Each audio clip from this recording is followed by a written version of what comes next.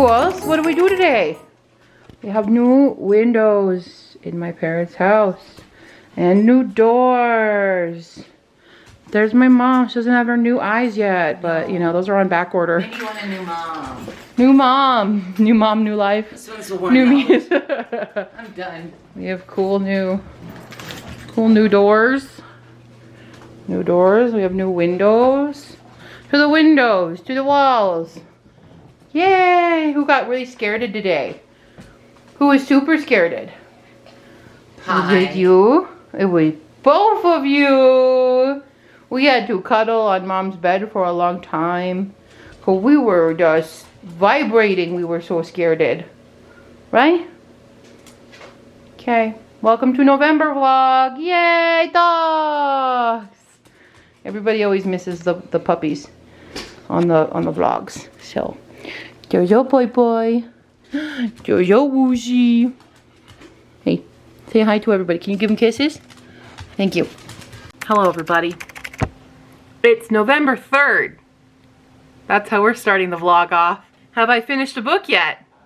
No. But what I did want to start off this vlog with is some book mail. Very important book mail, because now I can put it on the red shelf. Because I've already read this book. Oh no. Ugh.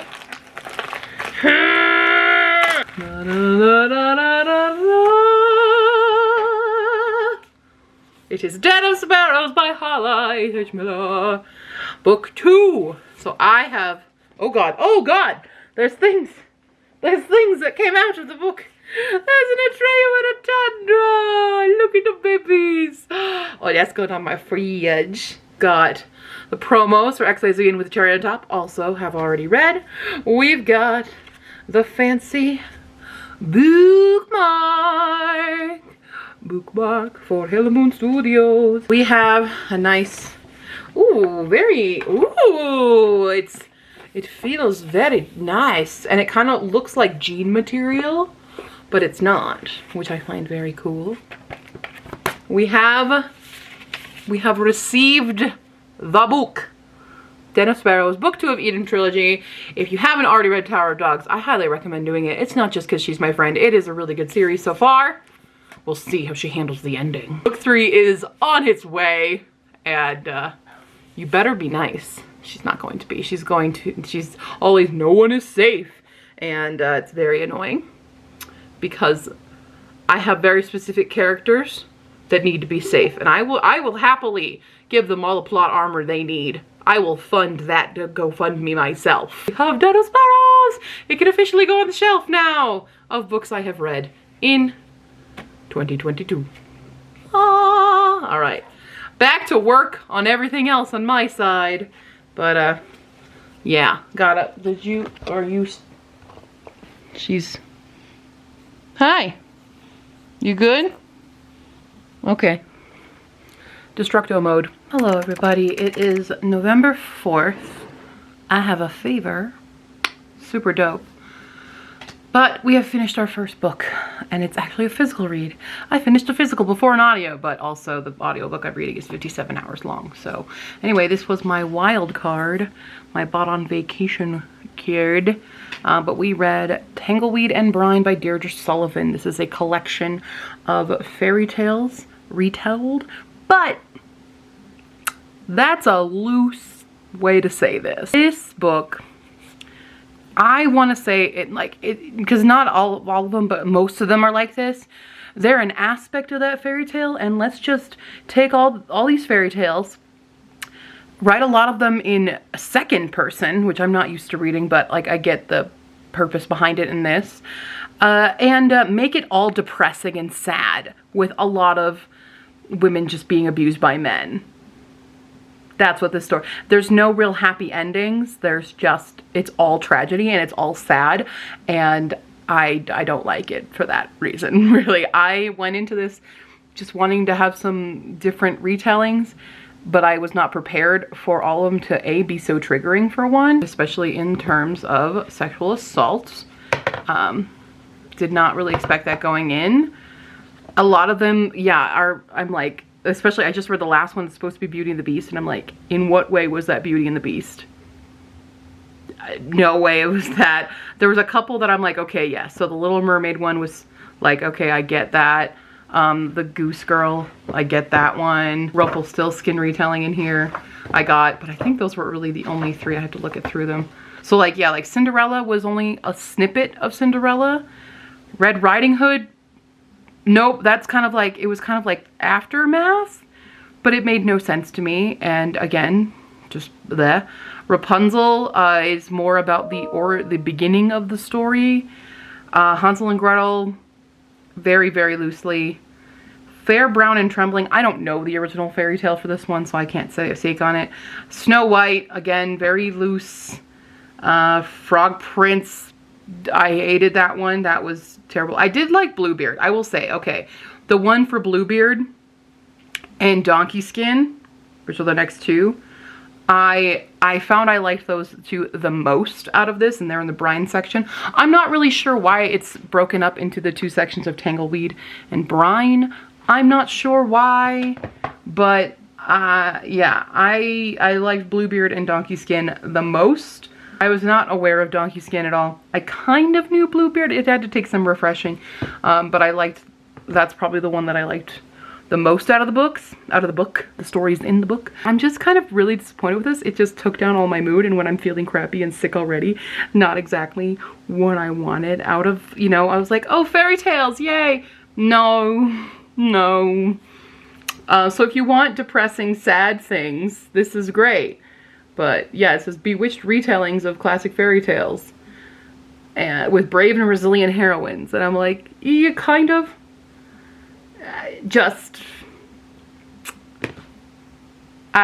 yeah, definitely marketed to me in a way that I thought this was going to be something else, and it's not, and it's disappointing, and I don't like it very much. So I liked some of it. Now the writing itself was pretty, like it had that kind of very lyrical, magical realism vibe to it in the prose, so like good job there. It's just the actual content of the stories themselves. I was not prepared to read like every story involving women being pretty much forced upon by men. Not in graphic detail, but the insinuations and stuff are there, and that was very not what I wanted to be reading right now. So there's that. But that's the first book we have concluded for November. One book. So hi everybody, it is November 5th. We are gonna go to my parents' house and do a bunch of renovation stuff. Hence why we look like garbage.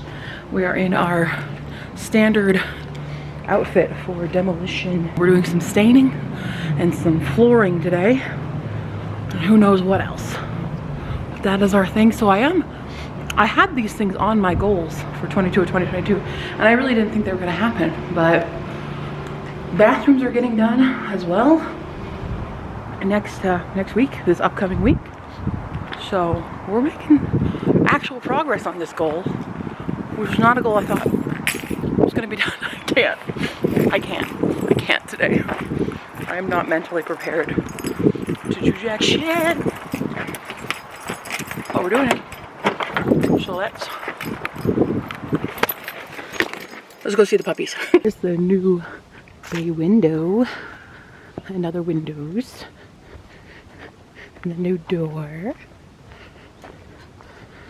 Let's see.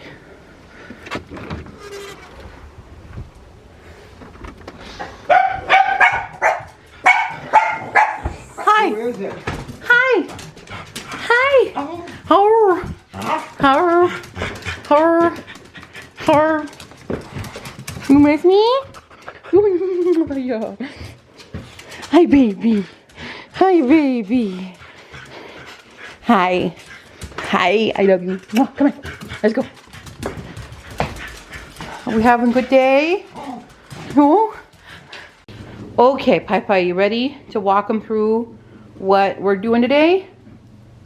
Okay, show me. First, we're gonna stain a window.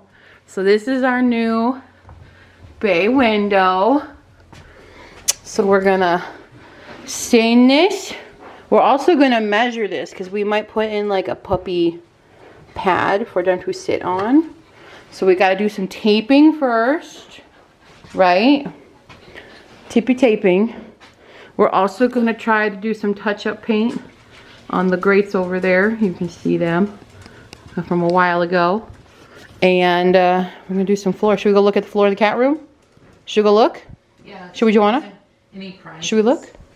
Let's go look, come on. This is what we call the cat room.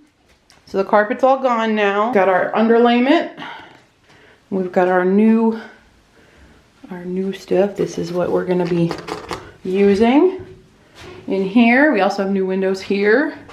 This was once my room as a child, and it still needs a lot more TLC on the walls and stuff, but for now. You see this ugly red tile here? That's what all this floor was. When we moved in, it was this. And then we changed it to that and have never changed it again.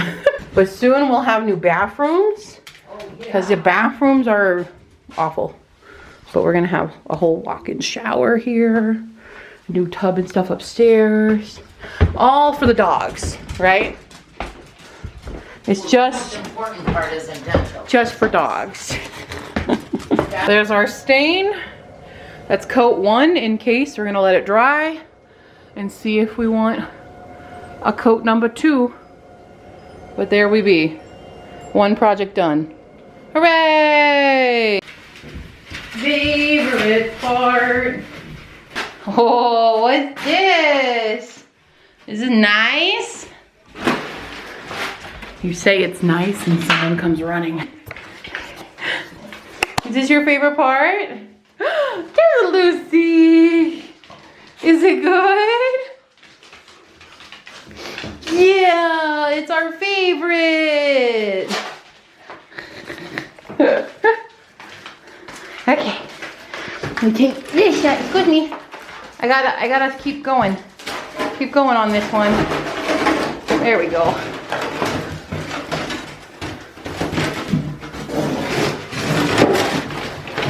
All right. Yeah. Yeah. Okay, I gotta finish it though. Hello, it's been several hours and I hate myself. I don't know what I'm doing wrong, but I have had to take up, I got like half of this floor in and nothing is working and it all keeps breaking. And like these edges, the teeth on, so like here's one side that's got these teeth, right? That's what it looks like, this little edge. Not that you can see well. So the edge of the board here, they lock. Well, notice how it's missing on this side now? Because it keeps breaking off. I have a whole fucking pile of useless wood. I have a little bit that I can still use. But it's all wrong. And I'm really stressed out. I'm really upset. Because I don't have time. I don't have any time to keep coming back here to do this. And I just hate it because I feel like such a fucking failure. Like I'm so stupid. Why do I just not know how to do this right? No matter what you do, because I've done this. This will be my 3rd time installing floor like this. And I remember doing it in the garage squad and it was stressful as hell. I don't know what I'm doing wrong. And my dad can't figure out what's wrong. And it's just irritation all around. What a way to deal with my fucking day. Great times. I'm going home now so I can go cry. Hello, everyone. I don't know, is this the first? No, this is not the first video. It is November 7th. November 7th. And we have finished our first audiobook. Why did it take so long? Well, you probably already saw here. We have Rhythm of Motherfucking War by Brandon Sanderson. This is the 4th and currently last book, but not, there's Stormlight 5 is coming out next year. But this is reading as far as I can in the series, except for the novellas, which I don't have. So I'm counting this as completing a series. But this is book 4. And I just have to say, now I did like this a lot. I do love Stormlight Archives. They're not my favorite Sanderson thing, but they are good. I can't even hold it up. It's so thick. This baby's 1,200 some odd pages. Massive tome of a baby. But this is the funny thing about this book, is I feel like this was Brandon Sanderson exploring mental illness in the fantasy settings. Because Shalon's whole character as well is kind of going through DID in a way. Kaladin is going through kind of battle shock and PTSD. And there's characters and other characters with PTSD. There's exploration with depression and things. So it's a very interesting take. Like, I did not go into this expecting there to be such prominent, hey, this is how we should actually be handling mental health, because it does explore basically an asylum where all these men are being kept because they're no longer mentally fit, but they're all being treated exactly the same. And Kaladin is like, hey, you ever thought about talking to him? You know? So it's really interesting how a lot of this book was in fact just talking about mental illness. It was just in a fantasy setting. So I did appreciate that because it was a different take. There's a lot going on.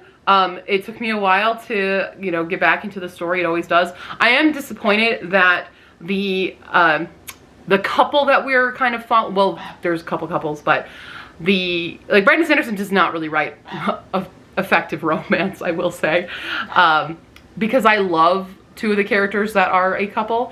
But in the book 3, they're kind of, actually book 2 they meet and are like agreeing to this and get this arranged marriage, and then book 3 they are officially engaged.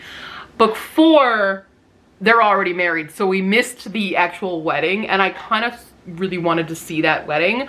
Not just because like, oh, I love lovey-dovey stuff, but I feel like the crowd would have been an interesting thing, even though, you know, they're all in a, you know, situation with their kingdoms and people. But I think it could have been a fun experience to see a wedding happen in this universe. I think that would have been fun, but we don't get to see it. They're just already married, and that's kind of it there. So Brandon Sanderson does not do romance all that well in any of the books that I've read. He has romances in them, but they're not great.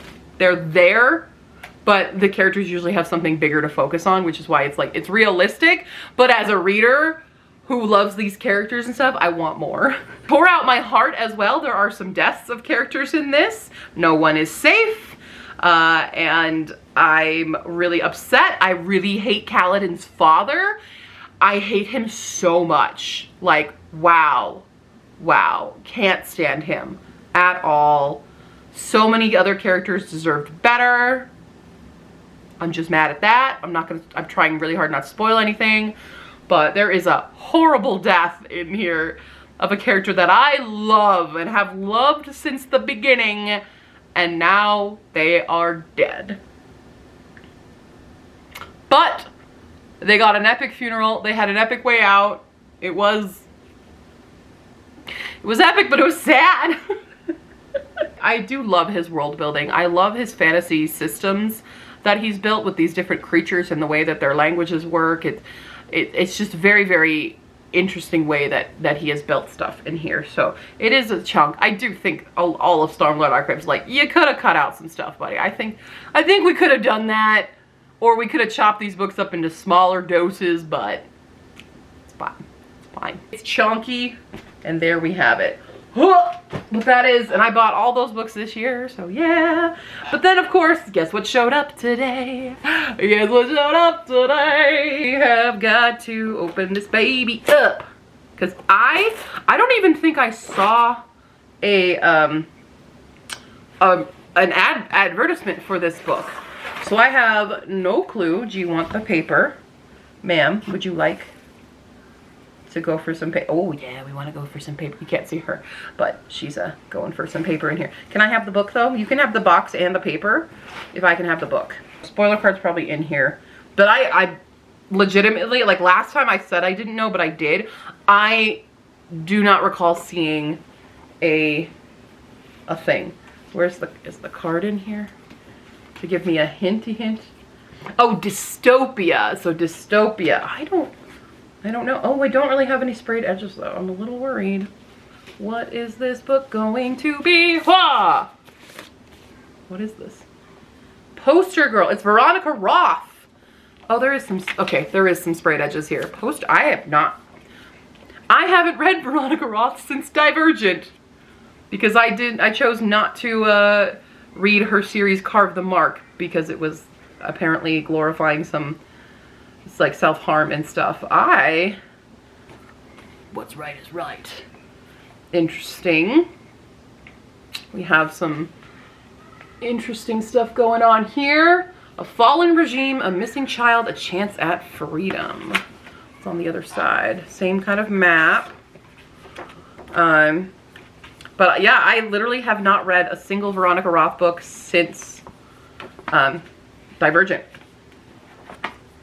I don't know, but that's new. Not too big. Not a fan of the cover, but it's just, I'm not a fan of this art style, to be fair, but I think probably it is suiting here. Let's see, what is this? What's right is right.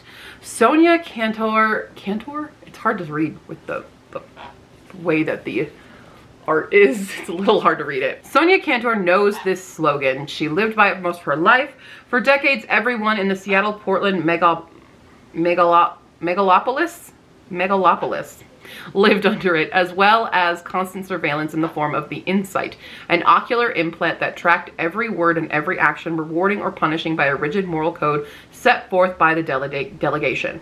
Then there was a revolution. The delegation fell. Its most valuable members were locked in the Aperture, a prison on the outskirts of the city, and everyone else, now free from the Insight's monitoring, went on with their lives. Sonia, former poster girl for the delegation, has been in prison for 10 years when an old enemy comes to her with a deal.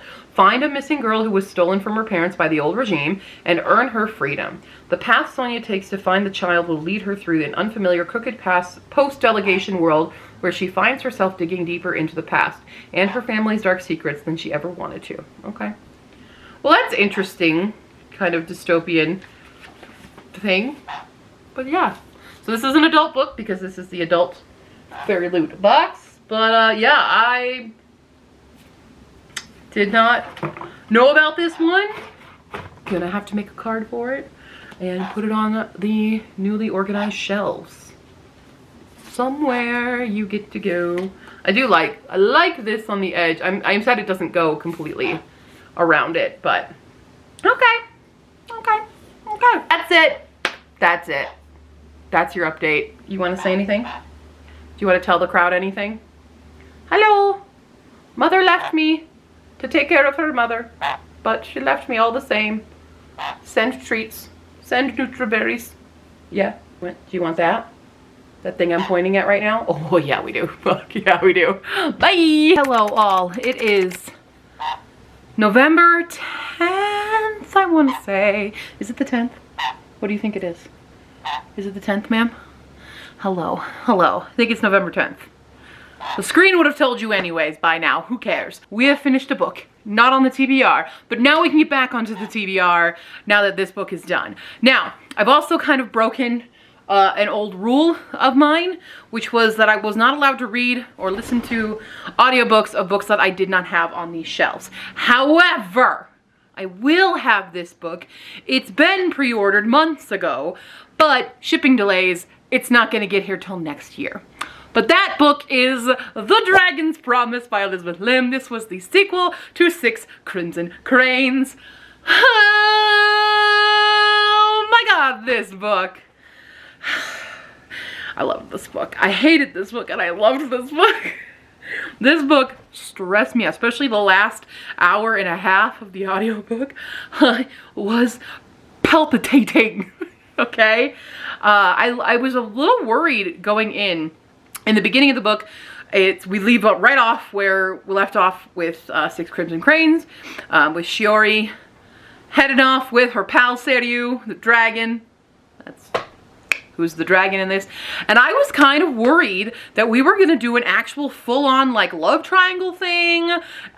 We don't, thankfully, but I was really concerned that we were gonna stay in the dragon realm for a long ass time. And I wasn't quite sure about how this plot was really going to unfold. So good job, Elizabeth Lim, making me guess like what the hell is actually going on. But my girl has my back, okay? My girl Elizabeth Lim, she got my back. She gives me what I want, okay? She gives me what I desire in my narratives. She's so good at making you think the worst is about to happen, and it does happen, but there is a slight way out of it, and it's a very minor way, and you forgot about this minor way that this can be out, and we can have the happy ever after.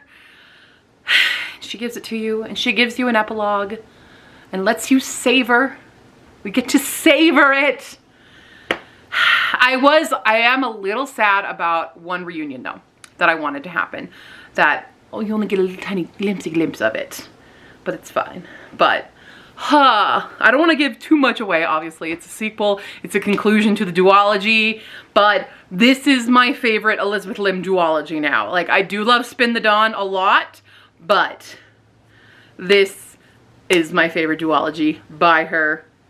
Love it so much. It's got great world building, magic system, side characters, climax, plot, everything. It's got it all for me, at least, okay?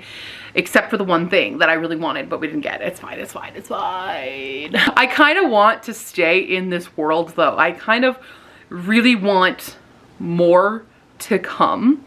Like, even if it was like stories about the other brothers, or Magari, I would love some kind of continuation, because this world, it's so expansive. There's so much more to this world that she has built. And there was a point in this where I thought she tied it into Spin the Dawn a little bit with demons and amulets and stuff, because I was reading it and I was like, wait, isn't this one of the rules in Spin the Dawn?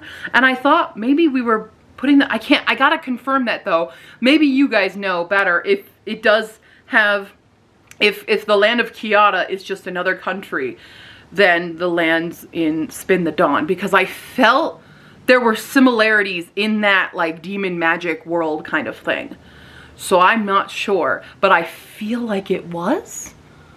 I'm not, there was a residence there, or else we just have similar magic systems, which is fine because they're great magic systems and I think they work really, really well. So, cool. Okay. Yes, now we can get back on the TBR. Cool.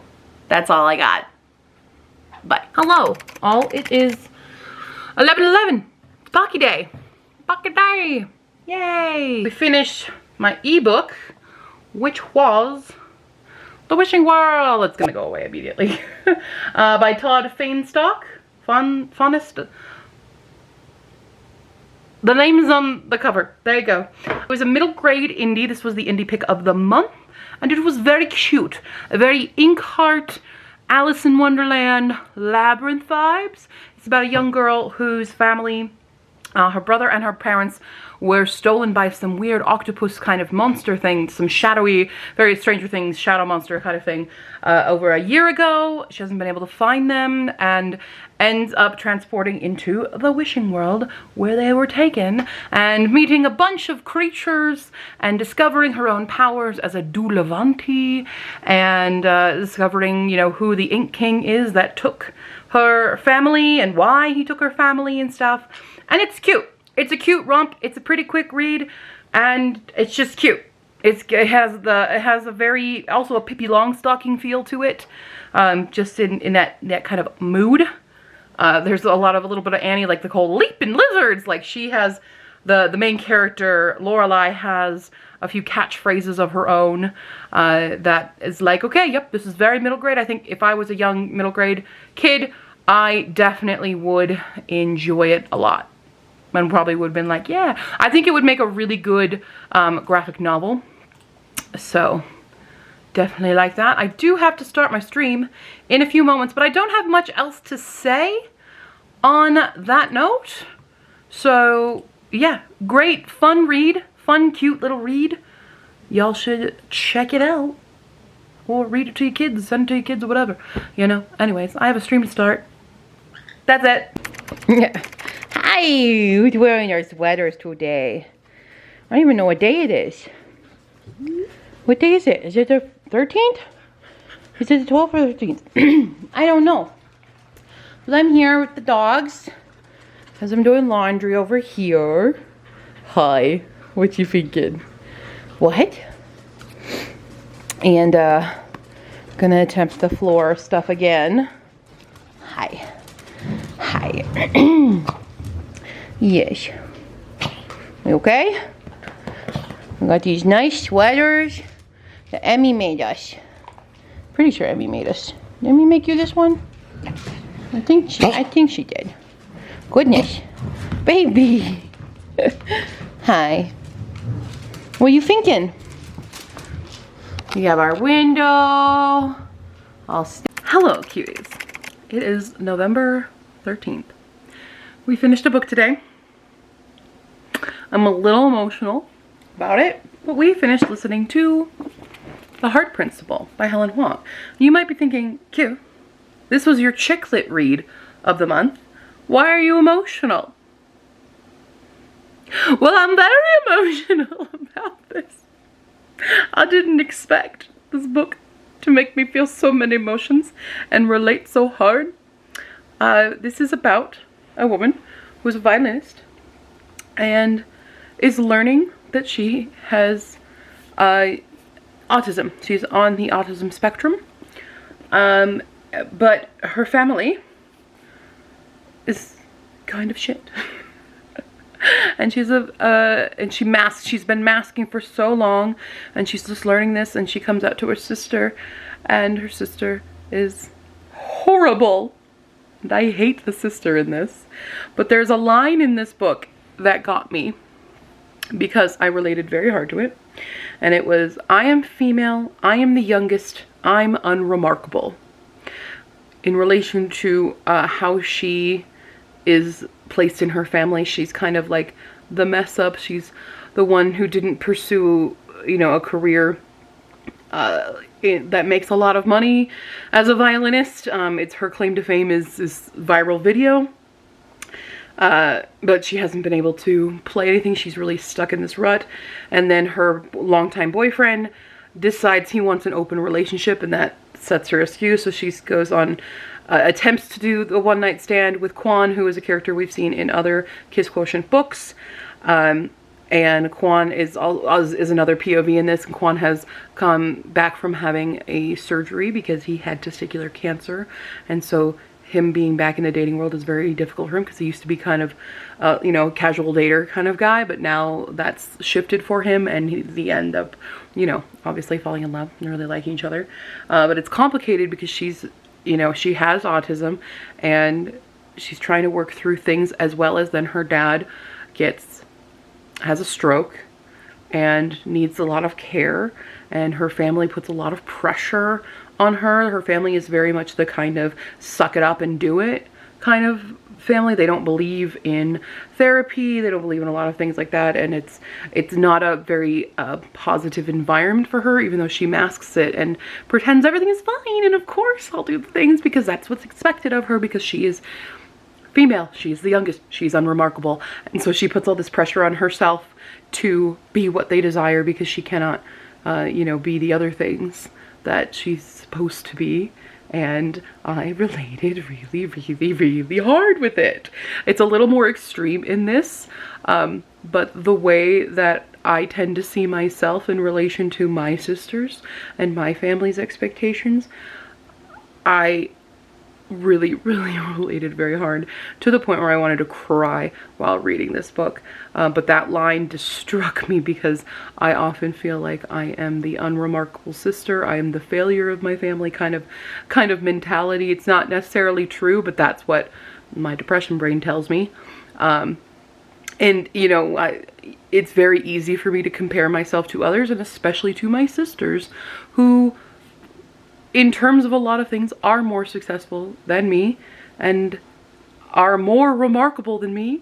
And I kind of feel like, you know, the youngest unremarkable one, and who oftentimes has to sacrifice my own time and energy in order to do what is needed in our family. Now, I want to paint a bad picture about my family, because my family is much more supportive than the family that is in this book. But it resonated with me in terms of how she was processing it, and the way that her autism is presented in this also makes me wonder about a neurodivergence myself. And I don't have a diagnosis or anything, But there are many, many things that I've related to, and this has been a thought process over several months now about neurodivergence in general, whether it being ADHD or autism or an overlap or something, but that's a super personal thing that I don't know the answer to. I'm not self-diagnosing myself. I'm just contemplating that as a possibility for some answers for why I am the way I am. And this book really put things into perspective for me in a lot of different ways.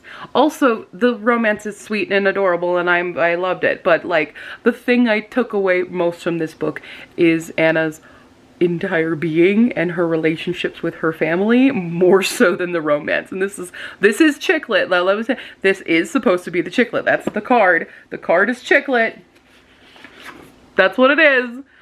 But it was so much more, and I think a lot of times when people categorize chick lit, they're really, really simplifying a lot of those books. Because every book that I've picked up that has been a quote-unquote chick lit book has had so much more, and I've taken more of those themes that are outside of the romance. I've resonated more with those themes than I have the actual, like, romance theme. Maybe that's just my aceness coming out of it, but like the smuttier scenes in these books I don't really care for. There's a few in here that I'm just like, okay, sure, whatever, fine. But even in the smutty scenes with Anna and Anna's opinions about like what she likes to do and what she finds herself being forced to do, kind of a thing, because she knows the expectation of her role in the bedroom, kind of thing, and I'm like, ooh, there's relating there as well. So not even like reading the smut scene for the way that people usually read smut scenes, but the analyzing of it, and my aceness just jumps out of the page at that point. But yeah, so 5 stars. 5 stars. I do think this is my favorite of the Kiss Quotient now, because I did really enjoy Kiss Quotient. I really enjoyed The Bride Test, but this one hit me hard. Like when I read Kiss Quotient, I don't think I related as much to Stella in that one in terms of her own autism, but Anna's I related very hard. So yeah, there we go. Okay. Emotional, but there we go. 1 off the actual TBR. Woo! We're sticking with the TBR right now. I am physically reading a book, and we're moving on to Girl in the Blue Coat next. So, emotional reads. Hello all, it is November 17th, and we are reporting in with 2 books finished. I technically finished one a couple days ago, and that is The Girl in the Blue Coat by Monica Hesse. No, I finished this yesterday. What am I talking about? Yesterday. This is a historical fiction. What's funny is the books that I just finished were both TBR bag picks. So this was TBR bag. Wasn't really in the mood for it. And while it is well written and stuff, it's not something I enjoyed because it's sad. As all stories from World War II are. They're sad, people die. We already start with a sad because the main character's boyfriend was killed by the Nazis, because this is set in the Netherlands, and when Germany was invading the Netherlands, he went to fight and died. And now she's kind of running her own little, not running it, but she's partaking in kind of a black market thing where she's getting supplies to people for the most part, and one of those women who is getting supplies from her asks her to find this girl who is a Jewish girl that she has been hiding, and we get involved in this big kind of mystery. We have some rebellion, we've got, you know, secret organization, not heists, but sort of heists going on, and it's good. It is a good book. It was not what I needed. It's been a rough time for me lately, mentally, and so this was not the type of book that helps when you're in a horrible depression and sad about your life, because you're like, obviously other people have it worse and have had it worse in the past, so my stupid first world problems, my little privilege problems mean nothing, and that just makes me feel worse about myself. So why I don't tend to like to read sad books. I do think if you are a fan of historical fiction stuff, you probably would like this book. I still gave it 4 stars because it is a really good book. Monica Hesse is a great writer for this, but yeah. Next book I just finished today was The Sundown Motel by Simone St. James. This is my first time reading either of these authors. This came out a couple years ago. It is a mystery thriller, another genre I don't tend to read a lot of. However, I did really like this as well. Both of these were 4-star reads. There was a bit of a paranormal aspect in this, which I did enjoy. The mystery was good. Now, I did have to get spoiled on this one. And so, spoil everything for me. I only got one spoiler that, as I was even reading the beginning, I already knew that's what this was going to be. I already knew that one spoiler was going to be this. And a second thing that happened, I was like, I bet this is a thing. And I was right. So there was a third one that I was not right about, that I was like, oh, that's cool. Cool. All right. I did in fact enjoy this. Do I love mystery thrillers now? No.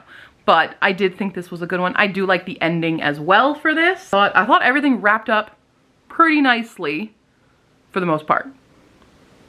I would say, well done. So I did enjoy these guys, but these were both TBR bag picks, and they're on the TBR, so we're doing good there. We're still reading Girl Who Fell Beneath the Sea. I'm hoping to finish that very soon, maybe tonight, who knows. And we'll continue, we can move on. We have 3 more audiobooks, I think. Frankenstein, Final 6, For a Muse of Fire. And then Hell Followed With Us is going to be a physical. And then the other 2 from last month. So, we'll see. Hello all, it is November 18th. We finished another book, another audio book, and this is one of the last chance books. I'm super glad that I read it, and that is The Final 6 by Alexandra Monier. This is the first in a duology.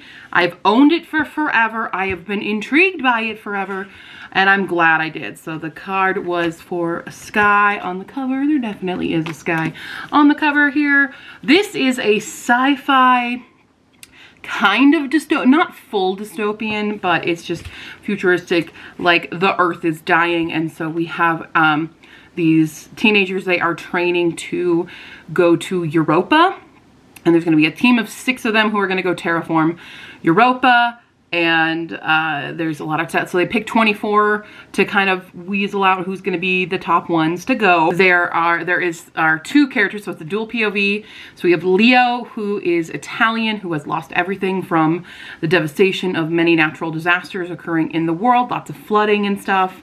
And then we have Naomi. I don't know why I forgot the name.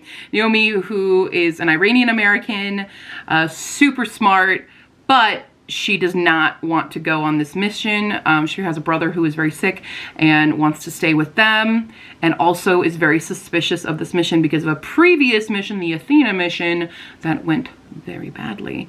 And so she's kind of investigating, trying to be incognito, figure out what actually went wrong with that mission and what's going on. There are lots of characters. There's actually a very surprising death in this. It's like, whoa, that was brutal for what happened to that character. Was not expecting that. And there's a cute little romance. But the book is more so like about this kind of training mission, and it hit the spots of YA sci-fi kind of stuff that I haven't read in a while. And this came out in 2018, so I'm assuming it kind of got buried in all the other releases of the time and not really fitting the trend of the time.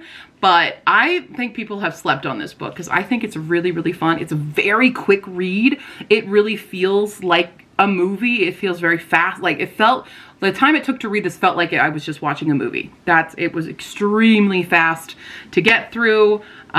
And I really want to read the sequel after reading that ending. I'm like, oh boy, yo.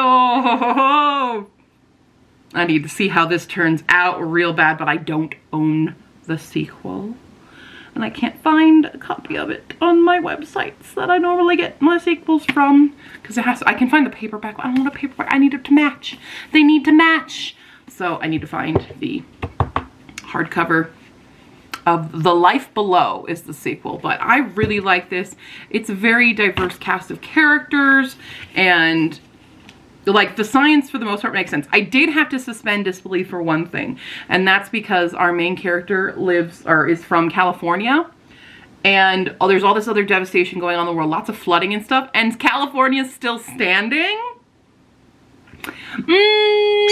Yeah, exactly. I don't buy that. I don't buy that. California is one of the most vulnerable states to, like, global devastation in the terms that they're talking about, with lots of flooding, earthquakes, tsunamis, and things like that. I'm like, there's no, I would believe that the character was from an inland state, not California. That's where I was like, I don't believe that one. I also tend to not really believe missions like this, even though they're very interesting and stuff, but like sending a small group of people to terraform never really makes sense to me because of the sheer scale of work that needs to be done in terms of terraforming. But I also get it because, you know, resources and you need to send someone first kind of thing so that the rest can come. But that's always, during those kinds of missions, I've always been very like, really? And priorities as well, certain priorities, but this one had much better priorities for the necessities. And I'm very curious to know what's on Europa, because something's on Europa. Something's there. At least I think there is. We haven't gotten to Europa yet. We literally leave on this book at the launch. So I'm very excited. I like this one. I like it a lot. Good stuff. Don't sleep on this book, guys. Again, super fast. And the author is part of the narrator.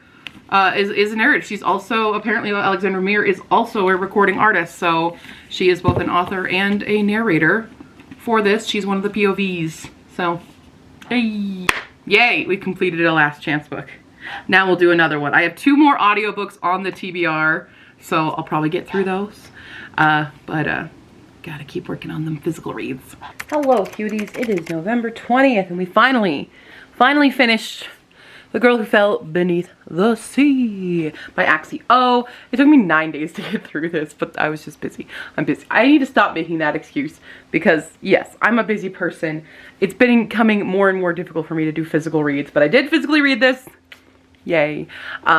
I liked it. I'm giving it 4 stars. I do think this could use another 100 pages to expand on the development. I do think that the romance, for one, sorry, it looks like I have a black eye. I don't. It's just makeup that's smudged. But I think that the romance, it didn't have the foundation necessarily that I usually enjoy. It needed a little bit more, they needed more time to kind of develop that romance, in my opinion.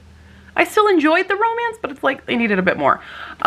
Same with the world building and stuff. There's so many more things going on here that I feel like this whole story could have been expanded. Even the side characters I feel could have been expanded more, especially like Namgi and Kirin. Like I want to know more about them. I want to know a bunch more about them, and I'm kind of hoping for maybe even like a spin-off or something.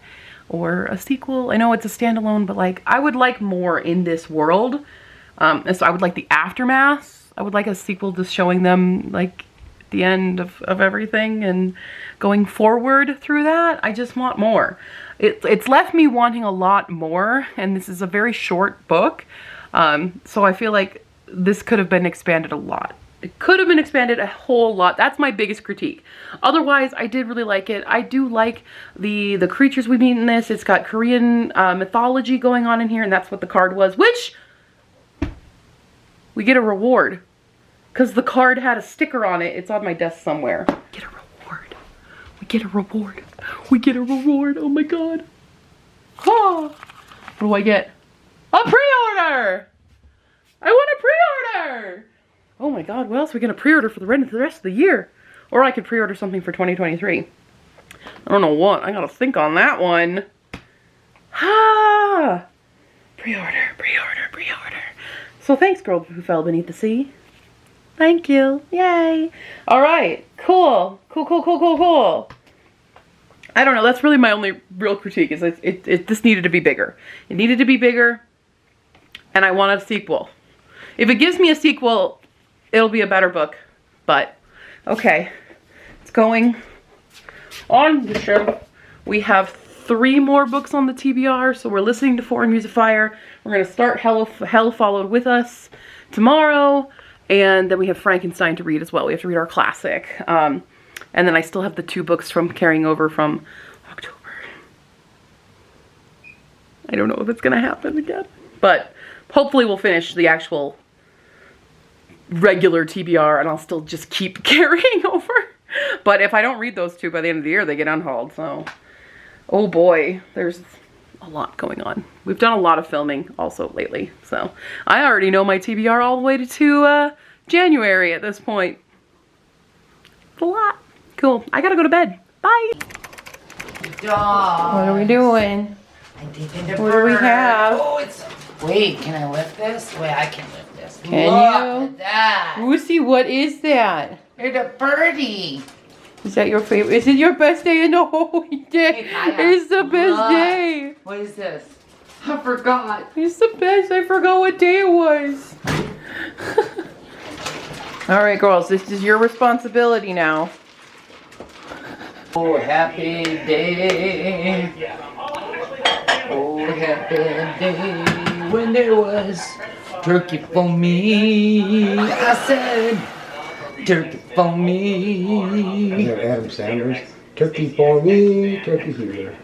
Okay, everybody, Thanksgiving song.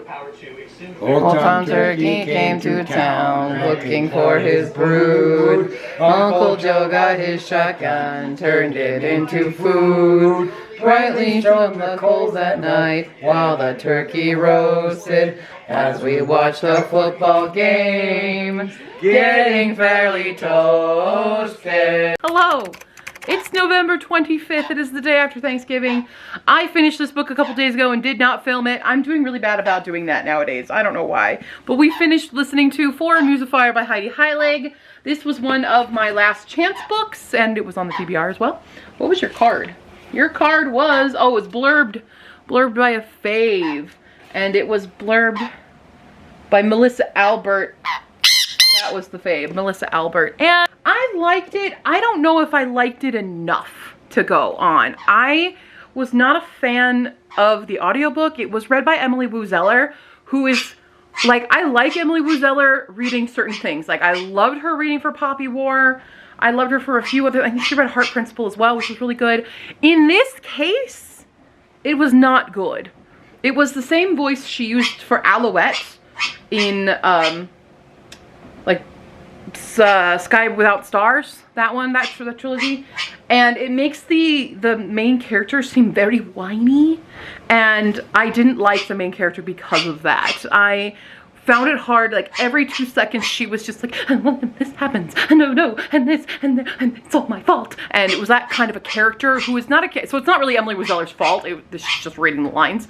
So it just, because sometimes Emily Woo Zeller has this kind of warble to her voice that makes it like she's always on the verge of tears. Right? Yes, exactly. What are you doing? This is her new travel cage. So when she might come with me to conventions, I can easily transport this. Anyway, that's not what you're here to learn about. So anyway, it does have a very interesting kind of necromancy feature to it. I did like the magic part of it. I was a little confused by some of it. I didn't really care for the quote-unquote romance. It doesn't really have a bit of romance. It has a little bit. There's so much distrust and not enough development between them. It lost me a few times, so I think I'm giving this one like 3.5, I think is what I ended up giving it. But I don't think it's enough for me to continue this series. I've kind of been doing the thing where while I'm filming this later is letting it kind of sit in my brain, because after reading it I was like, okay, yeah, let's read the sequel. And now that I've had a few days to process it, I'm like, I don't think I want to. I don't think I do. So I do have the sequel right here on the shelf, which is Kingdom for a Stage. That was one of the things, actually, the reason this is called A Kingdom for a Stage is what happens at the end, and that made no sense to me. Like, are you kidding me? It was just very weird convenience thing that I didn't believe. I really didn't believe it. So there is a third book as well called On an Unworthy Scaffold or something. I'm not gonna get it. I think I'm going to unhaul these. I don't think they're for me. They had a lot of potential. I liked a lot of elements. I loved the kitten dragon. It's great. We love kitten dragon. But there was a lot of stuff in here that I just wasn't a fan of. It just didn't vibe with me. So we have a gap there, which is great because my mom just got me a copy of The Cloister, so I'm just gonna randomly put it in there since I know I have a spot for it. I do think these ones are gonna go away, and that's that. I am almost done with the November TBR, not with the carryover books, but I'm reading Hell Followed With Us and I'm listening to Frankenstein. So those are the last two official on the TBR. I do still have the other two books from October that I didn't get to, but I'm super busy. I've been so busy. I have been dog sitting, and one of the dogs I had to take to the emergency vet because she had, I guess she had a UTI. She was bleeding everywhere, and I had a mass that exploded on her leg. And there was a lot of blood I had to clean up, and I had to like drive back and forth, get up early between taking care of this one, taking care of that one, those ones, taking care of another dog for a friend, and then also like walking my dogs for my parents and taking care of them during sicknesses and surgeries. It's been very, very stressful Thanksgiving week, let me tell you. So we're trying. I'm also editing all of the Litmus videos and getting them ready for you guys, as this is Litmus now. It's Litmus right now. This is in Litmus, so hello. Please appreciate all the videos because there was a lot of effort and I was doing this during a super stressful time. Okay, cool, thanks, bye.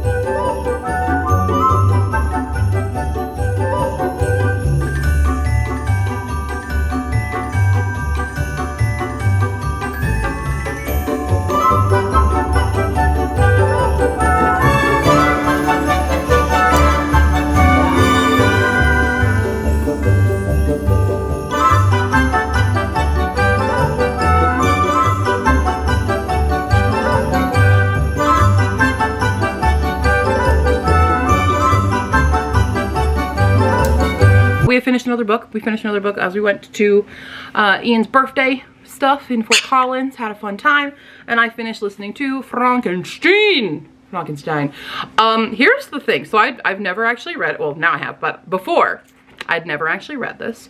I'd never seen any of the original movies. I literally only have seen Young Frankenstein. That's about it. I've seen some adaptations, but all of them have made the creature incoherent, and like, this is a fully formed human being with like all the thoughts in the world and very eloquently can express himself. That was kind of a surprise to me. Yeah, I was also bored half of this book. Half of this book was fun and interesting, and the other half I was kind of bored with. I'm not gonna lie.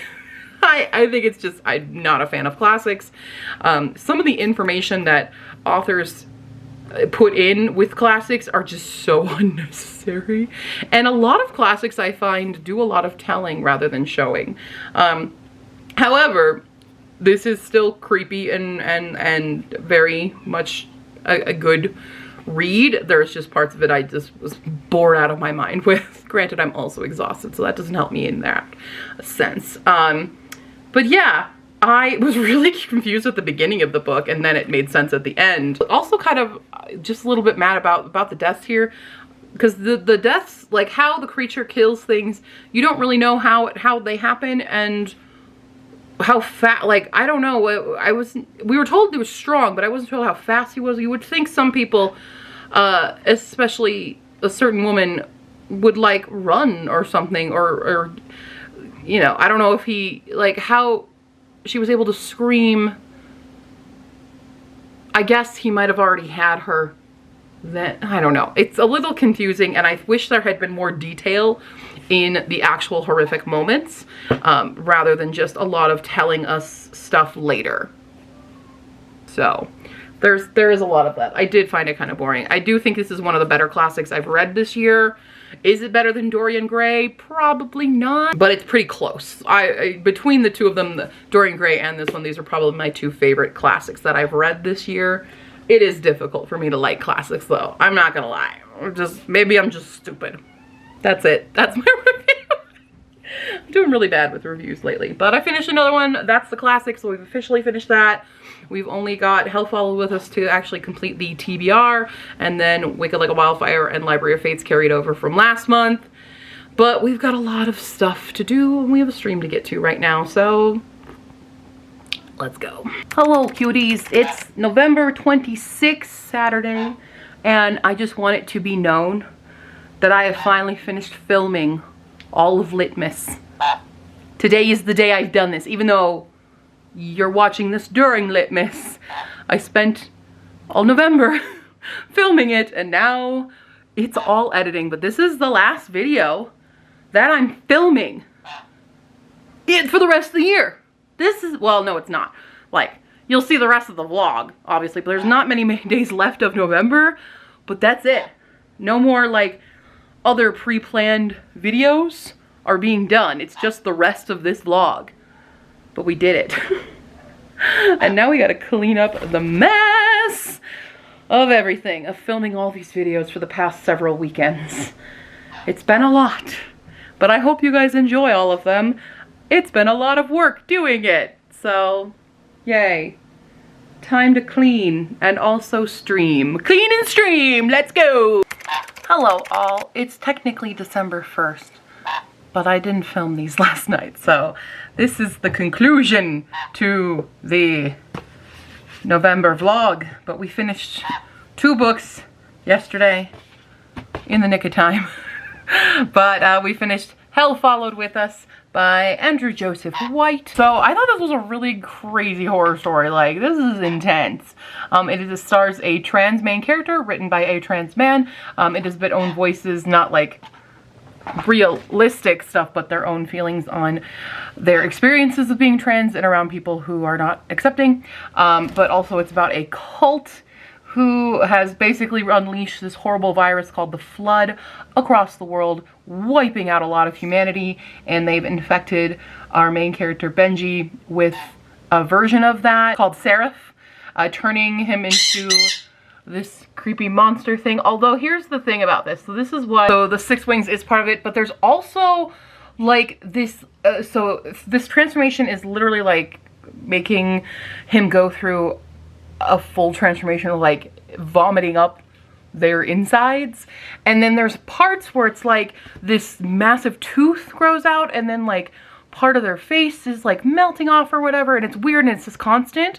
And I was really just confused about the imagery for this and how this was functioning, especially because there's kissing. And I was really confused about the logistics of how they were able to kiss, how they were able to have sex with a certain character when they're going through this physical transformation. Just logistically, it did not make sense to me. Maybe I just wasn't interpreting the description correctly, but I was very confused by this, especially by the end of the book and by the end of what's going on. There was this huge battle scene, and I was very confused about this battle scene and just logistically mapping it out and how these characters looks because of this kind of transformation with this virus and how it affects their bodies. I was very confused. So sorry about that. I did, however, really enjoy the prose of this book. I really enjoyed the characters, and the intensity of this is very high stakes. This is very intense, very heart palpitating and gripping story. So I do recommend this one. I was just really confused by the ending part and just that battle, and I'm like, wait, how? But are they still kind of human-y, or are they this monster-y thing? Like, what level, is there a reversal going on? I don't know. And it's still not concluded by the end. I'm still very confused by the end. I'm just confused. That's all. Somebody else read it and tell me if it made more sense to you. But overall, a good read. Then we finished a trilogy. We finished reading The Golden Enclaves. This was not on the TBR, it's just dropped. This is the third book in the Scholomance, and I have to say I didn't like it as much as I liked Last Graduate. I think Last Graduate is my favorite of the trilogy because these characters were really frustrating me. And there was an unnecessary sex scene in this that it made no sense. And maybe I'm just too ace for it. Maybe it makes more sense to allosexual people, but it made no sense to me and I didn't like it. And I didn't like that part. It made no sense. I would say I liked the middle of this book a lot. And the journey and the kind of the mystery of what's going on with all these enclaves and what is happening. But by the end of the book, I just kind of disconnected. I was too frustrated. There's a lot in these books that is very technical about the magic, and it doesn't make sense to me. So that's probably just a me problem. But yeah, I still am giving this like 4 stars, but I was really frustrated with the characters in this and really frustrated with just how things were going for a lot of them. And even by the end of it, some of them are just, I'm just like, what is happening with you? What are you doing? So I did disconnect by the end. I'm really sad about that because I do enjoy this trilogy a lot. I just don't think this was necessarily a strong conclusion for the trilogy. So there we go. That's it. That's the end of November. Da da da da da. That's the end of the vlog for Litmas. And see you tomorrow with another video, cuties. Bye.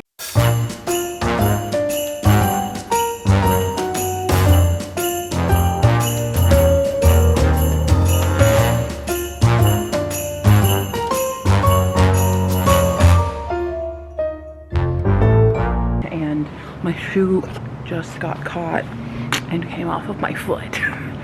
October. That's October's book. Okay, just good. It's just got great characters. It's great. It's ooh, focusing.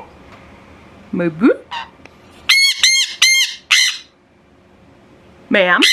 Whoa! What is the danger? Where is the danger? Where do you see danger? Oh my God. Right in the ear. And this is a horror, post-apocalyptic story. Somebody pooped on me. Who could have pooped on me? Okay.